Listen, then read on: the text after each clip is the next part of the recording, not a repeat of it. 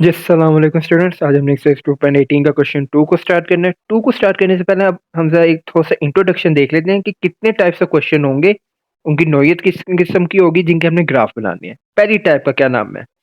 नाम बाद में पढ़ते हैं, पहले एग्जांपल। आपको बाज़ का ऐसी इक्वेशन देगा जिसमें y आ रहा होगा और उसकी वैल्यू दे रहा होगा। इसी तरह कोई x वेरिएबल आ रहा होगा, उसकी वैल्यू दे देगा। तो ऐसी ये इक्वेशन होंगी जिनमें सिंगल वेरिएबल आ रहा होगा, इनकी वैल्यू भी दे देगा। तो इनको मैं कहती हूँ ये टाइप 1 के सवाल है। इनके हमने ग्राफ बनाने सीखने। फिर टाइप 2 के सवाल कैसे होंगे जिनके ग्राफ बनाने होंगे? इनमें होता ये एक ही इक्वेशन में 2 वेरिएबल आ रहे होंगे। जैसे आप देख सकते हैं इसी इक्वेशन में y भी है, x भी इकट्ठा आ रहा है और साथ ना x के साथ कभी का कोई नंबर भी मल्टीप्लाई हो रहा होता है। ठीक है? तो इनका भी हमने ग्राफ देखना है कैसे बनता है, इसकी भी हमने प्रैक्टिस करनी है। आज की वीडियो में सिर्फ हम टाइप 1 के क्वेश्चंस को करेंगे और ये हमारे क्वेश्चन 2 के पहले 6 जो पार्ट है ना, वो टाइप 1 से रिलेट करते हैं। ठीक हो गया?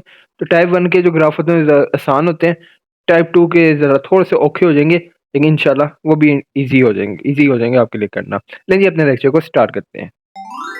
Question 2, the graph of each of the following. नीचे दी हुई वैल्यूज का हमने क्या बनाने हैं? ग्राफ बनाने हैं।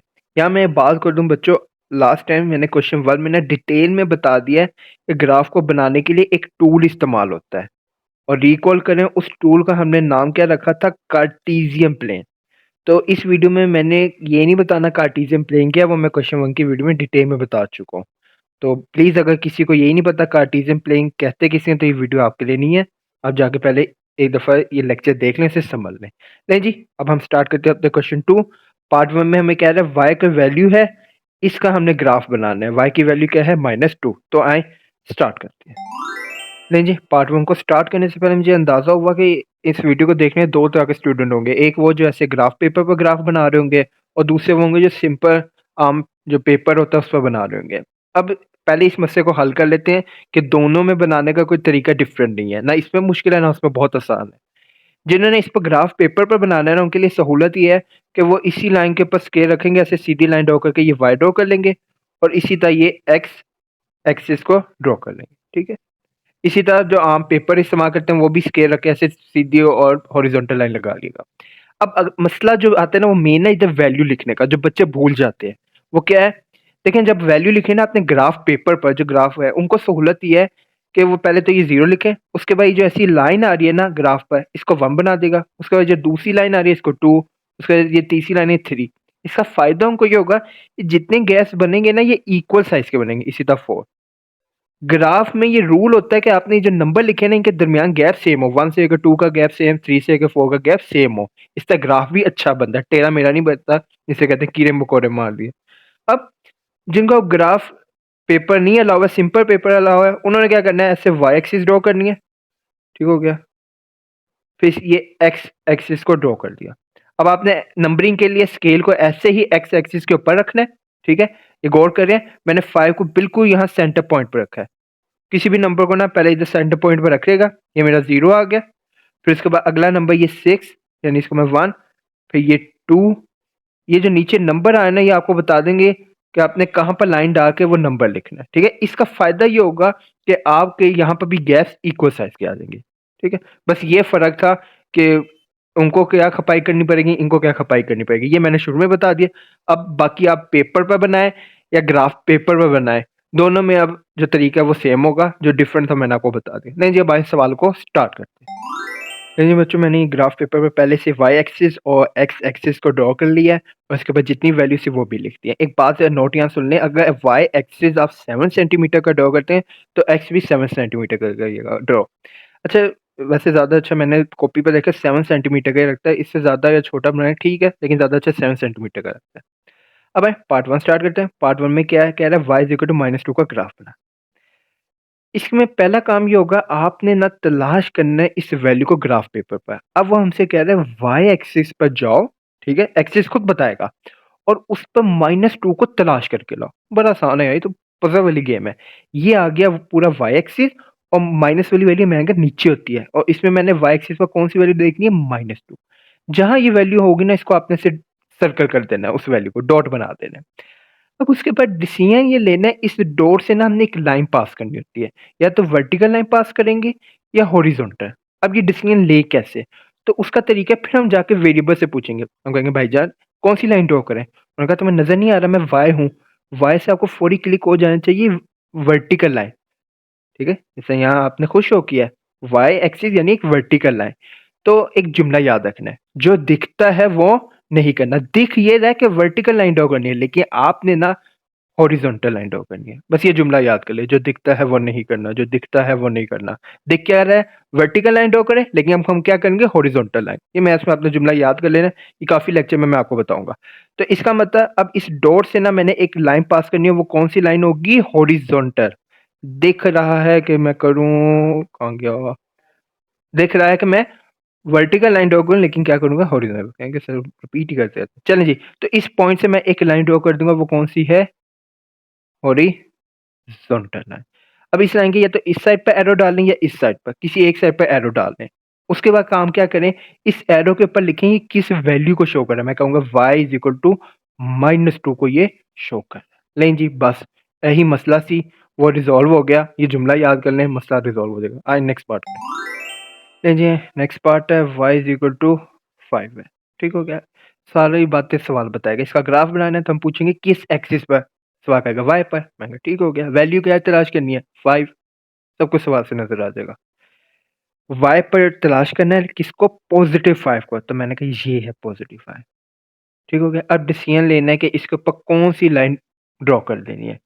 तो y है, y खुद कौन सी लाइन है? वर्टिकल है। फिर जुमला, जो दिखता है वो नहीं करना। दिख रहा है कि वर्टिकल लाइन ड्रॉ करूं, लेकिन मैं कौन सी ही करूंगा? Horizontal line. तो जल्दी से इस पर हॉरिजॉन्टल लाइन ड्रॉ कर लें। ये इसके ऊपर से हॉरिजॉन्टल लाइन ड्रॉ करें। ठीक है, इधर बना लें या उधर एरो डाल लें, एक ही बात है। एरो के ऊपर लिख देंगे ये भी वैल्यू शो करिए y इज इक्वल टू +5 को शो करिए। ठीक हो गया। नेक्स्ट का मुझे तो आप सारे पार्ट खुद ही कर लेंगे, बड़े तेज हैं आप। पार्ट नंबर 3 है x इज इक्वल टू -2। सवाल ही बताएगा, हम कहेंगे भाई x से, वो कहेगा x। मैं कहूँगा वैल्यू कौन सी तलाश करनी, कहेगा -2। तो आए x एक्सिस पर -2, x एक्सिस पर -2, तो ये है -2। अब डिसीजन क्या लेना है? सॉरी मैं बार बार रिपीट इससे क्यों, ताकि किसी अगर नहीं भी सुना हो सुन भी ले दोबारा। क्या डिसीजन लेना है? एक्स से पूछेंगे भाई लाइन कौन सी ड्रॉ करनी है इसके डॉट के ऊपर। वो अगर अंधे हो, नजर नहीं आ रहा, मैं एक्स हूँ, एक्स बजाते खुद कौन सी लाइन है? हॉरिजॉन्टल है। जो दिखता है वो नहीं करना, हॉरिजॉन्टल नहीं करेंगे, वर्टिकल लाइन ड्रॉ करेंगे। तो इसके ऊपर हम क्या करेंगे? एक वर्टिकल लाइन यूं ड्रॉ कर देंगे। ठीक हो गया। अच्छा, एरो ऊपर डाला, फिर उसके बाद क्या करेंगे? एक्स की यहाँ पर वैल्यू लिखेंगे। एक्स इज इक्वल टू, ये किस वैल्यू को शो कर रहा है? -2। ठीक हो गया जी। तो ये था हमारा पार्ट नंबर 3। आई नेक्स्ट पार्ट। पार्ट नंबर 4 है एक्स एक्सिस पर जीरो को तलाश करो।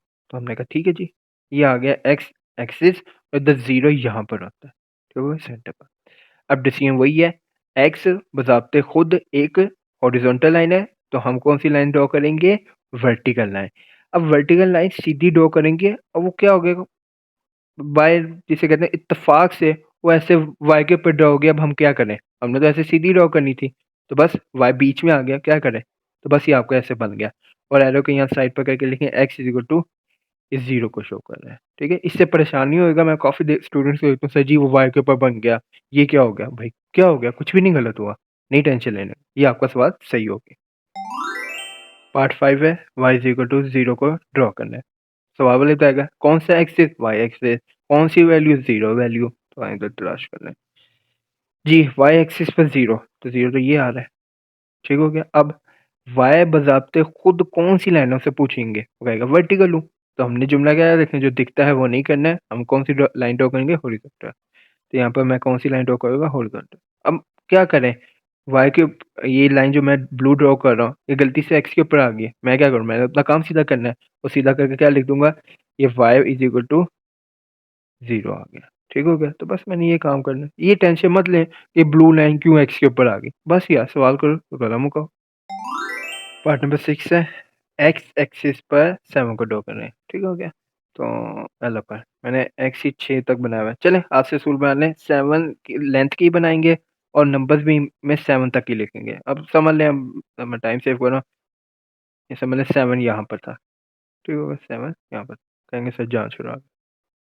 कोई नहीं यार, चले 7 यहाँ पर था। क्या करेंगे? इसको ऊपर यूं डॉट बना देंगे। अब देखेंगे एक्स से, कहेंगे भाई तू क्या है?